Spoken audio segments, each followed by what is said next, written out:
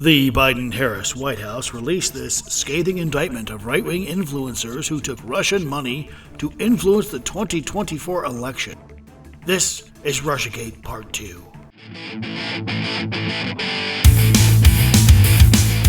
The Biden-Harris White House released this indictment on September 4th. They deliberately chose this date. They did this because they knew Hunter Biden was pleading guilty to felony tax evasion, and they wanted to get ahead of the story and bury it with this crazy indictment. Not only did they want to repeat the pattern of bad Biden family news is replaced by evil Trump Russia news, but they wanted to get some of the videos taken down. And unfortunately, it seems like a lot of the platforms were too eager to remove these videos and engage in this government-sponsored censorship.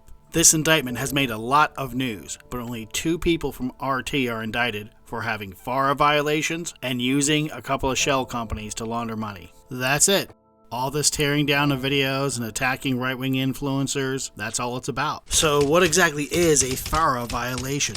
Simply put, FARA stands for the Foreign Agents Registration Act. You register with the DOJ and then you're allowed to be a lobbyist dealing with foreign countries. When Paul Manafort was arrested years ago, they charged him with a bunch of FARA violations. Just like they're charging the 2 people at RT News. Now, if they were working with Hunter Biden, they could violate this stuff for 8 years, then as a settlement with the Biden White House, register almost a decade later, and Hunter Biden himself, he didn't even register then in 2022. So he violated the FARA Act. The other charges seem to be about shell companies. And there looks to be like 2 shell companies. Here's over 20 of the Biden shell companies they use for that family. We don't seem to hear a lot of news about that. Or maybe we're just inundated with that news and we don't realize it. See, Hunter Biden's tax evasion pleas are all about not paying taxes on the money he got from shell companies through Burisma in China, violating the FARA Act. The very crimes these 2 people from RT are indicted for. Somehow, in 3 years, Hunter Biden accrued more than $7 million that he did not pay taxes on. He spent this money on drugs, escorts, lavish hotels, rental homes, luxury cars, and clothing. Which means all the stuff in the Polo report by Garrett Ziegler's team is true.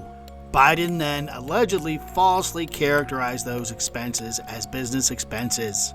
So when you see those headlines that Hunter Biden is pleading guilty to tax charges, that's the money from his FARA violations, his shell companies, and the money he spent on his hookers and drugs. Even though Hunter Biden is pleading guilty to these 9 felony charges, he has been granted the luxury of making an Alford plea. It's this half-assed, I'm pleading guilty but I'm not guilty kind of thing. And his prosecutors are pretty upset because they don't think he should escape justice. The Biden-Harris White House knows all of this, so they got ahead of it. They know they're going to release the Hunter Biden mea culpa on the 5th, so they stir up the news cycle with this indictment on the 4th in the hopes of drowning out any bad news about the Biden crime family. Then on the 5th, they quietly release Hunter Biden pleading guilty to all these felony tax charges. I didn't even see these Biden crimes last 4 years, bruh. Russiagate, Russian spies everywhere. Oh, my earpiece fell out. I'm so angry. Oh, my earpiece. And it's a lot more than just tax charges. They're admitting the Biden laptop was real, the Polo report was true, and they have gotten away with all of it with the aid of a complicit media that does the bidding of the state, burying these crimes under innocuous headlines like tax charges.